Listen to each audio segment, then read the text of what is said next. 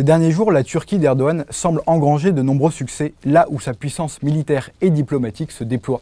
Si la victoire de Tripoli en Libye est évidemment le meilleur exemple, Ankara est aussi intervenu au Kurdistan, dans le nord de l'Irak, reste très présent dans le nord de la Syrie et joue des coudes en Méditerranée orientale pour s'arroger les immenses réserves de gaz.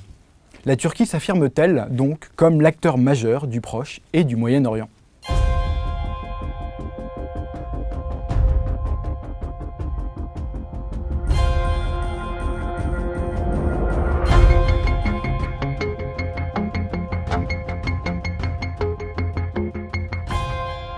Didier Billon, bonjour. Bonjour. Je vous remercie de participer à l'émission des Alliances. Didier Billon, vous êtes docteur en sciences politiques et directeur adjoint à l'IRIS. Vous êtes spécialiste de la Turquie et du Moyen-Orient. Vous avez notamment consacré quelques ouvrages à ce pays et cette région.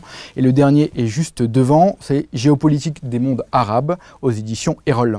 Alors une question générale avant de débuter notre entretien, sans forcément caricaturer, sans imaginer Erdogan en nouveau sultan, sans voir la Turquie comme un néo-empire ottoman, n'assiste-t-on pas ces derniers mois à la résurrection de la puissance turque ? Résurrection, non. Je pense qu'en réalité, nous sommes dans un processus de longue durée et incontestablement, la Turquie, depuis à minima une quinzaine d'années désormais, est une puissance qui s'affirme au niveau régional. Avec son lot de succès, vous en avez évoqué quelques-uns au niveau militaire ces derniers jours, avec ses lots de succès politiques, et aussi avec ses échecs. On se souvient par exemple que lorsqu'ont éclaté les révoltes dans les mondes arabes en 2010-2011, M. Erdogan y a vu une opportunité de renforcer ses liens avec un certain nombre de pays, et notamment les pays où émergeait la mouvance politique des frères musulmans.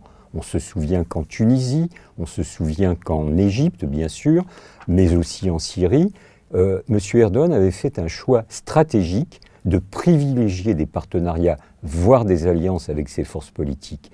Cela a constitué une erreur. Pouvait-il le prévoir ou pas ? Je ne sais pas, mais en tout cas les faits ont tranché. Partout, en Syrie et en Égypte tout particulièrement, en Tunisie c'est évidemment beaucoup plus nuancé, mais ce choix stratégique de créer, de resserrer les liens avec la mouvance des frères musulmans a été un échec. Donc, en un mot, la Turquie est une puissance désormais incontournable de la région. M. Erdogan voulait apparaître notamment en 2010-2011 comme le leader de la région. Ça, je crois qu'il n'y est pas parvenu. Donc il y a à la fois une présence incontournable, réelle, pour des raisons liées à l'histoire, liées à sa démographie, liées à sa place géographique et donc géopolitique. Pour autant, ce n'est pas le leader incontesté, car il a de nombreux concurrents, d'une part, et il a fait nombre d'erreurs, d'autre part. Alors, juste pour rebondir sur vos propos, l'idéologie, et notamment les liens avec les frères musulmans, est-ce que c'est une place centrale, et notamment au Qatar, l'alliance que peut avoir la Turquie avec le Qatar, et qu'on voit aujourd'hui en Libye ? Je pense tout d'abord, pour être précis, qu'il faut récuser ce qu'on peut lire assez fréquemment dans la presse francophone ou anglophone, que Erdogan est un frère musulman. Ça, c'est une invention. L'histoire de l'islam politique en Turquie est spécifique, elle a ses propres dynamiques, elle a ses propres séquences, ses propres étapes, qui sont totalement différentes de l'histoire des frères musulmans, dont nous savons que la matrice se trouve en Égypte. C'est deux histoires différentes. J'ai même lu tout récemment un papier indiquant que M. Erdogan avait été membre du bureau d'organisation internationale des frères musulmans. Oui, sauf que cette structure n'existe pas et n'a jamais existé. Donc certains ont des fantasmes, je n'irai pas plus loin et je ne citerai personne pour ne pas être désagréable, mais soyons réalistes. Bon. Alors, il y a une proximité politique et idéologique, ça c'est incontestable. Nous savons par exemple qu'un certain nombre de frères musulmans syriens et égyptiens, qui sont réprimés dans leur pays pour des raisons aisément compréhensibles, sont actuellement des exilés politiques, des réfugiés politiques à Istanbul, voire à Ankara. Donc ça c'est une réalité. Et il y a une aide de l'État turc, bon, il les accueille, etc. Mais pour autant, est-ce que c'est le principal déterminant des choix de politique extérieure de la Turquie? Je ne le crois pas. C'est un des paramètres. Comme tout État qui veut avoir une influence, il faut trouver des partenaires, des alliés, des points d'appui. C'est un grand classique du b.a.-ba de la géopolitique et de la politique extérieure de tous les États. Et pour autant, je pense que ce n'est qu'un des vecteurs. C'en est un, mais pas seulement. Il y a des enjeux, bien sûr, économiques, il y a des enjeux politique au sens le plus littéral du terme, c'est-à-dire qu'il ne faut pas analyser la politique extérieure, ni d'ailleurs d'aucun autre pays de la région, seulement à partir de la grille d'analyse religieuse. On nous parle beaucoup du conflit entre sunnites et chiites, par exemple. Je crois que ce n'est pas une grille d'analyse opératoire. Par contre, il y a une volonté d'influence, comme tout État qui veut s'affirmer dans sa région, et plus largement au niveau international, nous y reviendrons sûrement. Donc c'est principalement pour des raisons politiques et géopolitiques, et les enjeux religieux ne sont qu'un des facteurs, qu'un des paramètres qui concourent à l'élaboration de cette politique extérieure. Alors revenons sur la puissance turque à proprement parler. Le 18 mai dernier, Erdogan avait déclaré « Tout projet ou plan politique ou économique dans la région et dans le monde est voué à l'échec si la Turquie en est exclue. Cela est valable des Balkans à la Méditerranée, du nord au sud de l'Afrique. » C'est du Erdogan dans le texte. Il est toujours prompt à user d'une forme de lyrisme, parfois désagréable. Lui-même fait référence assez fréquemment à l'Empire ottoman. Bien sûr. Je pense qu'il a tort. Ce n'est pas comme ça qu'on peut construire une politique étrangère digne de ce nom en ce début de XXIe siècle. Oui, mais est-ce que ça révèle quelque chose, pour autant ? Non, je crois qu'il faut... Vous avez tout à l'heure évoqué le terme de néo-ottomanisme. Alors c'est un débat, moi je récuse ce terme, mais il se discute, c'est une vraie question. Et il y a des arguments qui vont plutôt dans le sens de l'appui à cette thèse. Pour ma part, je suis plutôt de l'école réaliste des relations internationales et je pense qu'il n'est pas nécessaire de reprendre des termes qui sont très datés. Puis il y a une question de méthodologie. Un empire, par définition, structurellement, quel que soit l'empire, est une structure politique qui est expansive. C'est comme cela que fonctionnent et qu'ont fonctionné tous les empires dans l'histoire de l'humanité. Or, et ça a été le cas de l'Empire ottoman, incontestablement, c'est tout à fait fascinant de voir comment l'Empire ottoman, à travers les siècles, s'est étendu par couches successives, par strates successives, et puis à un moment donné, ayant atteint son apogée, s'est rétracté par tranches successives et par strates successives. C'est tout à fait fascinant. Quand on voit des cartes d'animation, c'est très clair. Mais la République de Turquie, avec tous les défauts, avec les erreurs qu'elle a pu commettre, n'a pas la même logique, ni du point de vue de sa politique intérieure, évidemment, mais ni du point de vue de sa politique extérieure. De la même façon, la France, qui a eu un empire colonial, et qui a toujours quelques intérêts en Afrique subsaharienne, n'a pas les mêmes logiques au XIXe siècle. Donc il faut comparer les choses comparables. Donc encore une fois, au risque de me répéter, politique d'influence, parfois un peu agressive, il faut l'admettre et le reconnaître, mais pour autant, ce n'est pas une politique impériale ou néo-impériale. Donc le terme de néo-ottomanisme ne me convient pas. Alors je rebondis là encore sur ce que vous venez de dire. Est-ce que le fait le cas de la Libye, où la Turquie apparaît comme le grand vainqueur. Des alliances recevaient la semaine dernière Jalal Archaoui, qui est spécialiste de la Libye, et qui évoquait un protectorat turc en Libye, en manifestant, selon son opinion, que la Turquie pouvait rester des décennies en Libye. Est-ce que ça, c'est pas un argument, justement, qui va un peu à l'inverse de ce que vous venez de dire ? J'aime beaucoup les analyses de Jalal. On a fait un débat ensemble à l'Institut du monde arabe il y a quelques semaines. Ceci étant, je suis en désaccord avec lui. Je pense que le terme de protectorat est beaucoup trop violent et trop fort à ce stade. Déjà, grand vainqueur. Oui, aujourd'hui, 24 juin, 25 juin, fin juin, il est vainqueur. Là, Erdogan a joué assez finement politiquement et militairement. C'est incontestable. Sauf que le conflit libyen, il n'est pas terminé. Ce pays est un État failli. Ce pays est soumis à des forces centrifuges extrêmement fortes, très préoccupante, et pour le moment, si les lignes de front militaires ont considérablement évolué au cours de ces dernières semaines et ces derniers jours, rien n'est réglé politiquement. Or, un conflit ne se résout que politiquement, ça c'est une donnée générale, en Libye comme partout ailleurs. Quand va-t-on trouver une solution politique ? Le plus vite sera le mieux, mais là, je n'ai pas de raison d'être totalement optimiste, malheureusement, c'est ainsi. Donc, que la Turquie ait volonté de nouveau être en position d'influence sur les schémas politiques qui vont émerger des négociations avec des compromis à la clé, oui, c'est probable. C'est désormais un acteur du jeu politique libyen. On peut le condamner, on peut le regretter, c'est un fait. Est-ce que leur propos, c'est d'installer un protectorat? Non. Parce qu'un protectorat, ça voudrait dire que les autorités politiques libyennes qui vont se mettre en place dans les semaines, dans les mois à venir, seraient sous la tutelle de la Turquie. Nous n'en sommes pas là. Parlons des bases militaires qui sont... Apparemment, il y aurait une base navale et une base terrestre qui pourraient être, pas inaugurées, on est encore loin de ça, mais qui se mettraient en place de la part de la Turquie en Libye. Ce n'est pas impossible, ce n'est pas impossible, ce ne signifie pas que c'est un protectorat. Mais ça, ce n'est pas impossible. Alors c'est encore un projet. On en parle, il y a des rumeurs, je ne connais pas personnellement l'état des négociations qui doivent bien avoir lieu, mais ça peut être un projet, et au niveau terrestre, et au niveau naval. Ce qui, d'ailleurs, est un indicateur de ce que nous évoquions précédemment, de cette volonté d'influence, d'apparaître comme une puissance incontournable sur le pourtour méditerranéen et en Afrique et au Moyen-Orient, au Caucase, en Asie centrale, etc. Et il est vrai que depuis plusieurs années déjà, on constate que la Turquie a implanté, alors là, des bases militaires qui sont d'ores et déjà opérationnelles. Nous connaissons l'exemple du Qatar, nous connaissons l'exemple de la Somalie. Y aura-t-il l'existence, la construction, la formalisation de ces bases en Libye? Ce n'est pas du tout impossible, ce n'est pas improbable. Et si c'était le cas, ce serait un joli coup, si vous me passez l'expression, de la part de Erdogan. Néanmoins, comprenons bien que la Libye est un État où les convoitises diverses sont très fortes. Alors nous savons l'importance de la Russie à ce jour. Nous savons que l'Union européenne, considérant que c'est un État absolument pivot, notamment du point de vue des enjeux 1, migratoires, 2, en hydrocarbures, a les yeux braqués sur la Libye. Notamment la France.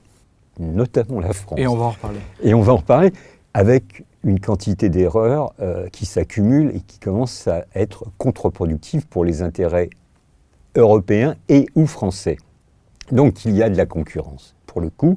Et malheureusement, il est clair que la Libye devient un objet de convoitise qui n'a pas les moyens de se défendre toute seule, parce que c'est un État failli. D'ailleurs, au passage, la France porte aussi une porte de responsabilité assez lourde dans la situation actuelle qui prévaut en Libye. Nous ne sommes pas les seuls, certes, mais enfin, c'est aussi un fait. Donc tout cela me fait penser qu'il faut savoir mesure garder, qu'il serait erroné de considérer que la Turquie est le grand vainqueur en Libye. Oui, conjoncturellement, des points ont été marqués du point de vue de ce qu'elle considère comme ses intérêts, mais par ailleurs, la concurrence est rude et j'imagine que j'ai cité les Russes, j'ai cité les Européens, on pourrait aussi parler de l'Égypte, même si l'Égypte a quand même un problème de crédibilité, parce que c'est un pays qui est très très affaibli pour une série de raisons. Il n'empêche, la Turquie ne pourra pas faire ce qu'elle veut en Libye, et tant mieux, tant mieux. Juste un mot pour finir sur cette question turque en Libye. Quel est votre avis sur ces succès, notamment sur le plan militaire et diplomatique? On a beaucoup évoqué les drones sur un plan militaire, sur les renseignements et sur la diplomatie, un petit peu moins. Parce que pour le moment, en termes diplomatiques, il n'y a pas eu beaucoup d'initiatives. Les initiatives militaires sont l'expression d'une volonté politique, mais que pour le moment, il n'y a pas eu de début de réelle négociation diplomatique. Oui, alors j'entre sur ma prochaine question, mais le lien, le rôle des États-Unis dans cette question, est-ce que Erdogan a pu bouger autant ses pions en Libye sans un aval ou sans un silence de Washington? Oui, je pense que vous avez parfaitement raison. On a bien compris que sur le terrain libyen, comme sur quelques autres, M. Trump, très préoccupé par sa propre réélection principalement, et ayant le plus vif des intérêts pour les questions internationales par ailleurs. Et au Moyen-Orient en particulier. Et au Moyen-Orient, tout à fait, ou en Afrique du Nord. Je vais être méchant, mais je me demande même s'il sait où se trouve la Libye sur une carte de géographie. En tout cas, il est clair que ce n'est pas une préoccupation des États-Unis et que les États-Unis laissent faire. Alors ils surveillent parce qu'ils voient bien qu'il y a des enjeux, qu'il y a du pétrole. Ils comprennent confusément que ce pays est un grand pays dans le nord de l'Afrique, ce qui est un fait. Et puis M. Trump n'est pas tout seul, il a encore quelques conseillers qui existent et qui sont à peu près censés. Je vous coupe, Didier Billion. Oui. Ce 23 juin, il y avait justement la présence à Tripoli du chef du commandement militaire américain en Libye. Oui, parce que on ne peut pas laisser la Libye de côté. Parce que c'est un grand pays, riche en hydrocarbures d'une part, et puis parce que c'est une zone de conflit. Donc c'est un désintérêt dans le sens où les États-Unis, et c'est une tendance lourde, se désinvestissent, n'interviennent plus directement. Mais par ailleurs, évidemment, pour les conseillers, pour le Pentagone, très important, c'est toujours dans les écrans radars que le monde dit. Donc c'est un désintérêt en termes d'initiative politique. Alors la question est de savoir s'il y a eu une concertation entre Erdogan et Trump sur la Libye, je n'en sais rien. Probablement, parce qu'ils se parlent très régulièrement, ils ont évoqué le terrain libyen, et on peut imaginer, mais ce n'est que le produit de mon imagination que j'espère fertile, que M. Trump lui a dit « bon, fais ce que tu veux ». C'est probablement en ces termes. Alors on attend un peu sur la diplomatie, mais pour le renseignement, est-ce que la Turquie est aujourd'hui une puissance sur le secteur du renseignement ? Puissance non, mais réelle efficacité, parce que nous savons que Al-Sarraj, le gouvernement Al-Sarraj était quand même aux abois il y a quelques mois, que l'accord avec la Turquie du mois de novembre 2009, alors qui portait notamment sur les délimitations des zones maritimes, du plateau continental, des zones exclusives économiques, etc., avait pour contrepartie l'intervention et l'aide militaire de la Turquie. C'était l'accord qui a prévalu entre les deux responsables politiques, les deux chefs d'État. De ce point de vue, la Turquie a finalement saisi l'opportunité qui se présentait, encore une fois avec plutôt une intelligence tactique avérée, pour le coup. Moi, je considère que Erdogan a fait beaucoup d'erreurs ces dernières années, mais sur le terrain libyen, il y avait un plan assez bien conçu du point de vue des intérêts turcs, hein, je le précise toujours. Mais pour le moment, et donc ces accords, cette proximité, cette coopération réelle, étroite, elle s'est aussi déclinée sur le terrain du renseignement. Nous savons qu'il y a des agents du MIT, les services de renseignement turcs, qui sont en opération, combien je n'en sais évidemment absolument rien. Nous savons même que certains ont été tués, nous savons même qu'ils ont été rapatriés en Turquie. Et que, il y en a eu 3 récemment. Voilà, et chose très intéressante, c'est que quand des soldats turcs en opération ou des membres des services de renseignement sont tués au combat ou dans des opérations militaires, ils reviennent en Turquie avec les honneurs, et que les funérailles ont lieu en leur attribuant le titre de martyr. Cette fois-ci, ça n'a pas été le cas. Ça, c'est un indicateur. C'est-à-dire que la Turquie ne veut pas trop faire de publicité sur les pertes humaines qu'elle a eues sur le terrain libyen, et notamment des membres de services de renseignement. Ça, c'est un indicateur assez intéressant. Donc, vous voyez, ça signifie que la Turquie assume totalement ce qu'elle fait, évidemment, mais qu'elle n'en rajoute pas dans le triomphalisme. C'est aussi le cas en Irak, et on va en reparler. Avant ça, un mot sur les grandes tensions entre la Turquie et la France. Comment les appréhender ? C'est le produit d'une longue dégradation. Là aussi, il faut contextualiser. Je considère pour ma part que nous avons des relations ancestrales avec la Turquie et avec l'Empire ottoman. Mais enfin, dans la période récente, je vois que depuis une quinzaine d'années, en fait, depuis le vote sur la reconnaissance du génocide arménien, il y a des ressorts qui ont été cassés et qui n'ont pas été remontés. Après, il y a eu la séquence, pour aller très vite, de la présidence Sarkozy, qui a été une catastrophe du point de vue des relations bilatérales. François Hollande, pour sa part, lors de sa mission, de son voyage officiel à Ankara, Istanbul, recollé les morceaux, mais manquant de plan d'ensemble, n'a pas su profiter de l'atmosphère de détente qu'il avait, il est vrai, su réinstaller pour aller plus loin. Et puis Macron... Jusqu'en 2016, voilà. Voilà, et la présidence Macron marque une nouvelle dégradation, puisque nous savons que Macron, notamment lors de la conférence des ambassadeurs il y a 2 ans, en août 2018, avait déclaré dans son long discours que la Turquie était désormais un pays islamiste qui reniait tous les jours les acquis du kémalisme. Le dire ainsi n'est pas d'une grande habileté diplomatique. Nous savons que beaucoup plus récemment, dans le long entretien qu'il avait donné à The Economist, il avait expliqué que l'OTAN était en état de mort cérébrale. Et cette formule qui avait fait couler beaucoup d'encre et de commentaires était à propos de la Turquie, parce que c'était juste après une désopération militaire de la Turquie dans le nord de la Syrie. Et on en a reparlé récemment d'ailleurs. Absolument. Et ça lui avait d'ailleurs valu quelques semaines plus tard, une réplique un peu cinglante de M. Erdogan en disant que celui qui était en état de mort cérébrale, c'était lui-même le président président Macron. Bon, c'était pas d'une grande habileté, Non. mais enfin, c'était la monnaie de sa pièce. Donc, on le sent bien, il y a une dégradation considérable. Monsieur Macron considère que désormais, il l'a dit publiquement, la Turquie ne peut plus espérer rentrer un jour dans l'Union européenne. Donc, tout ça procède de tensions multiples. Alors, il est clair que les derniers jours ont été fertiles en événements.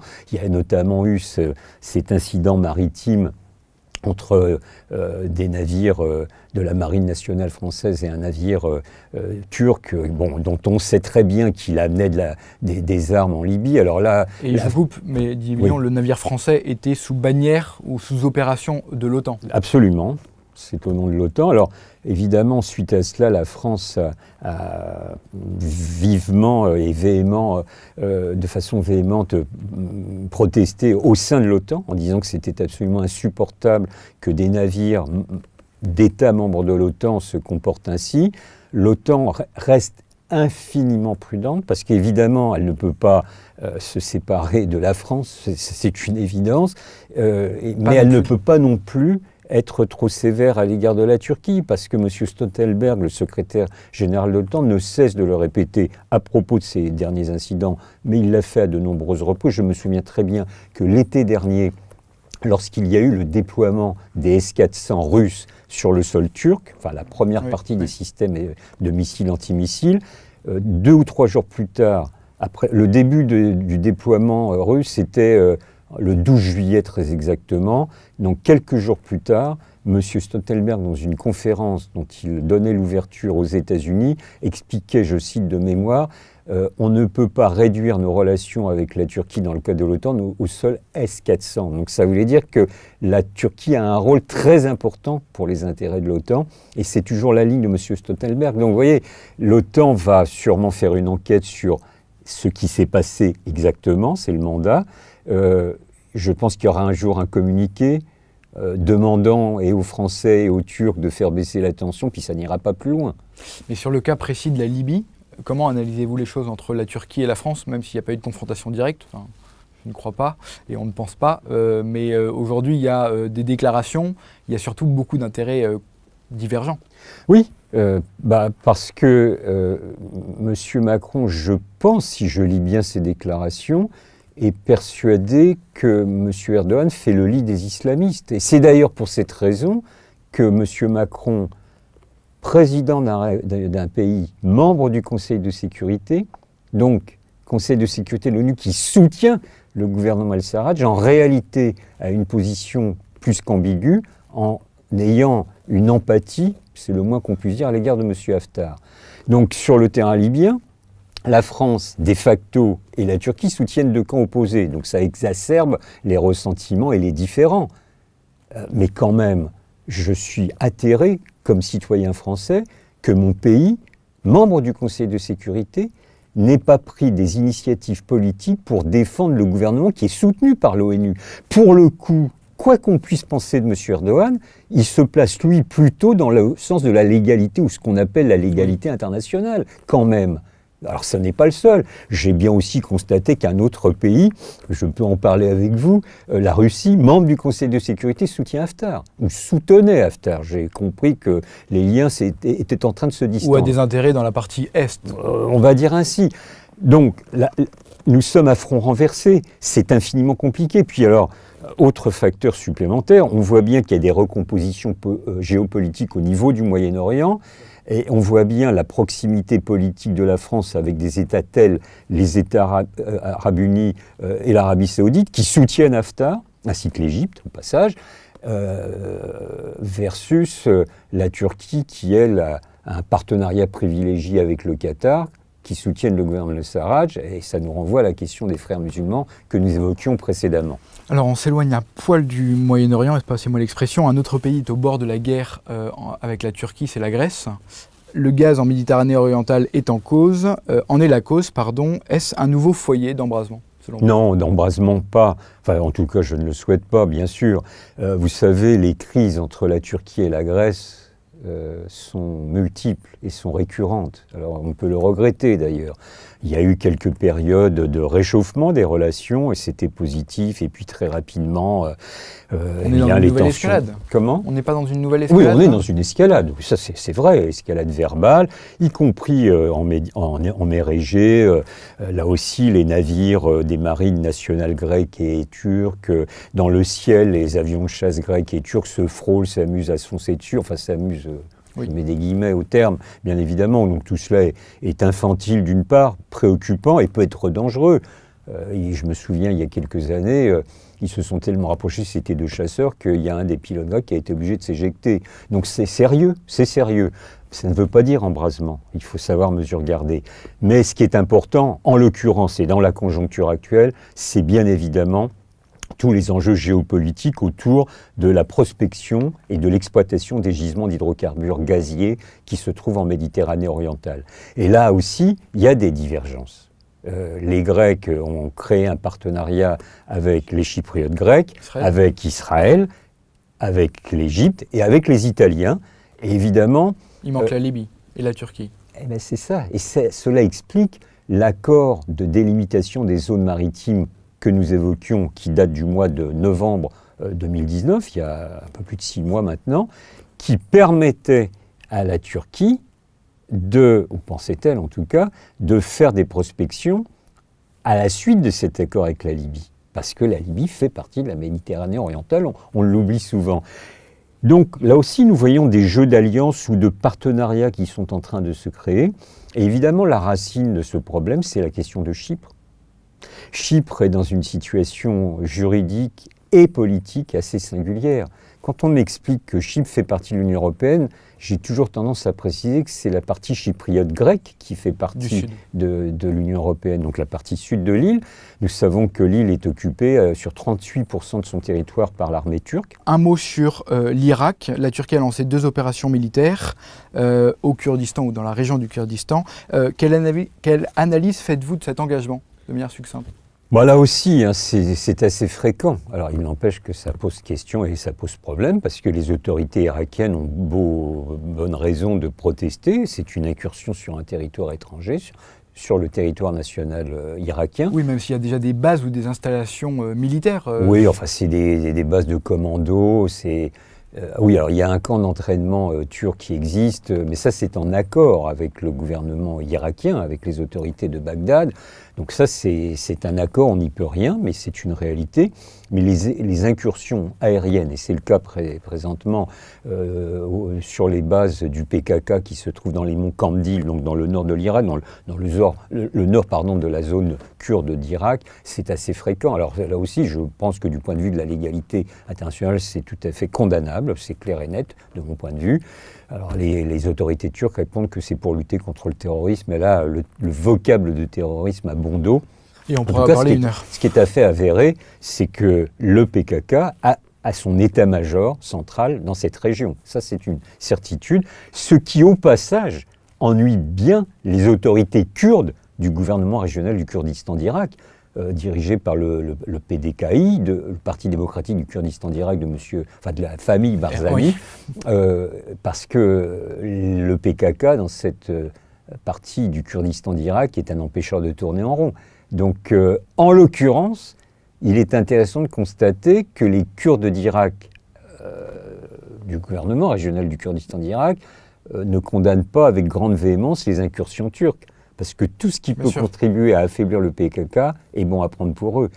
Et cette opération, depuis 1995, il y a des opérations turques en Irak ou dans le nord de l'Irak, dans cette région du Kurdistan. Oui. Ça va se répéter sans cesse, vous pensez ? Probablement. Probablement pour une raison très simple à énoncer, mais très compliquée à résoudre. C'est que les autorités turques font une erreur fondamentale en pensant qu'ils vont éradiquer le PKK par des moyens militaires. C'est une vue de l'esprit. La meilleure preuve, c'est que le PKK a lancé la lutte armée contre la Turquie depuis le 15 août 1984. C'est pas hier. Que depuis lors, il y a près de 50 000 morts, turcs et kurdes, militaires et civils, et que le PKK est aujourd'hui beaucoup, mais beaucoup plus puissant qu'en 1984. Ça veut dire que la tactique ou la stratégie du tout militaire est une erreur, est un contresens historique. Et elle se répète encore aujourd'hui. Et elle continue. Donc, je souhaite pour ma part, dans les meilleurs délais, que M. Erdogan, si je puis me permettre, se ressaisisse et réinitie un processus de négociation et de pourparlers avec le PKK, oui, avec le PKK, parce qu'il l'a fait entre la fin de l'année 2012 et 2015. Là, il s'est assis, enfin pas lui personnellement, mais notamment Hakan Fidan, qui est le chef des services de renseignement turcs, rencontrait des émissaires du PKK, ils discutaient autour d'une table. Et c'est la seule voie. Est-ce que c'est simple? Évidemment non. C'est infiniment compliqué. Il faudra parvenir à des compromis, mais en tout cas, c'était la bonne voie. Aujourd'hui, de nouveau, et depuis juillet 2015 très exactement, pour des raisons qu'il est trop long d'expliquer, les combats ont repris. Les autorités turques sont de nouveau rentrées dans une logique du tout militaire. Ce sera voué à l'échec. Ça, c'est une certitude. Alors parlons un instant de la Syrie, qui est un sujet plus délicat pour Ankara. Mais là encore, est-ce que finalement on n'assiste pas de la part de la Turquie à une nouvelle définition des frontières qui est à l'extérieur de son territoire? On le voit en Irak, on le voit en Syrie, on le voit aussi quelque part un petit peu en Libye. Mais quand vous dites ça, vous pensez à une sorte de remodelage des frontières qui serait désiré, voulu... C'est ce qu'on voit en tout cas explicitement en Syrie depuis un certain nombre d'années. En Irak, c'est plus délicat de le penser, mais ça peut être aussi une option? Non, en Irak, il y a une influence économique et politique incontestable, mais il n'y a pas volonté turque de s'implanter massivement et durablement. Ça, je ne le crois pas. Alors, évidemment, en Syrie, c'est plus compliqué, c'est plus sensible et c'est plus volatile surtout.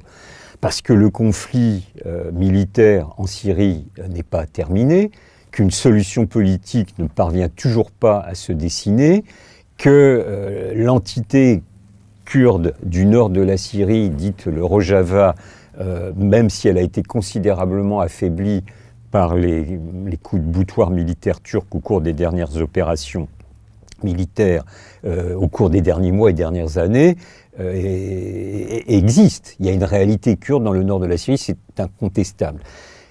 Alors la question qui se pose, c'est est-ce qu'il y a une volonté turque de rester, de s'implanter durablement et de façon même extrême de remodeler la frontière.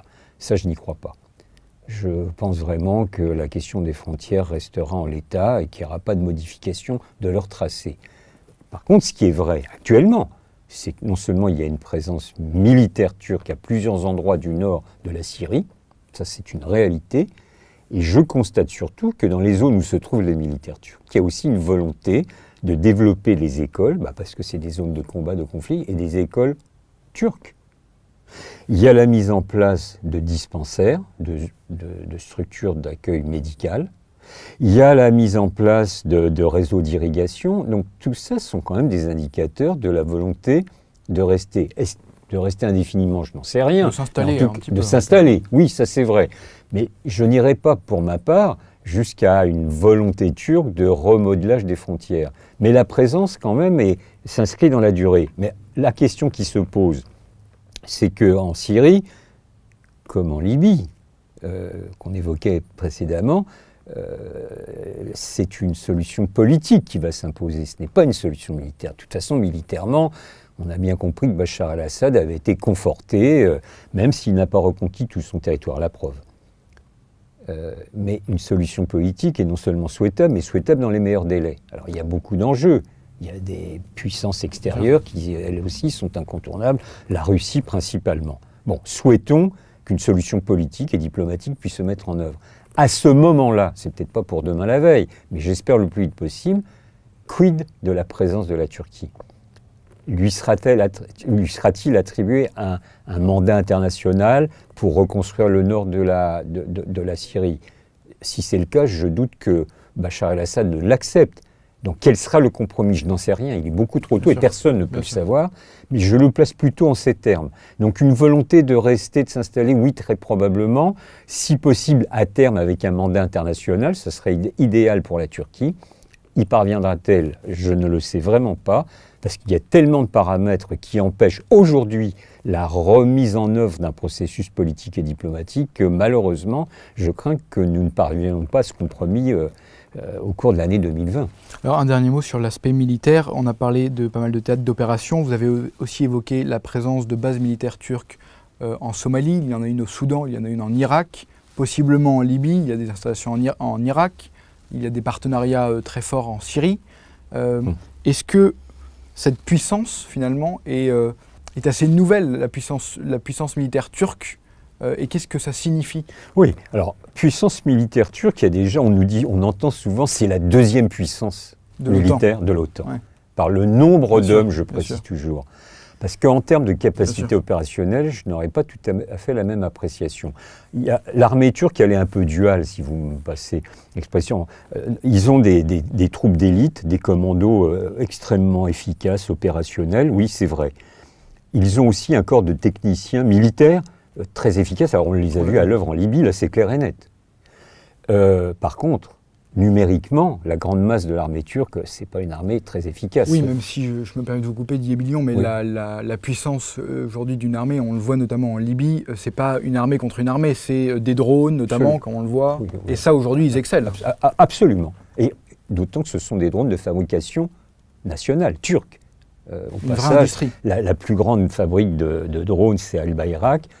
C'est le nom du papa du ministre de l'économie turque, qui par ailleurs est le gendre de M. Erdogan. Donc tout ça indique en dernière question sur des proximités. Mais je pense que l'armée turque, il ne faut pas se le cacher, en termes opérationnels, je raisonne global, a été quand même un peu affaiblie par les purges successives à l'œuvre depuis plusieurs années, et notamment depuis la tentative de coup d'État, il y a maintenant près de 4 ans, c'était en juillet 2016. Oui, mais ces installations, Didier Billion, est-ce qu'elles ne sont pas uniques au Moyen-Orient, pour un pays du Moyen-Orient? Oui, alors ça c'est le premier aspect, l'armée turque en tant que telle.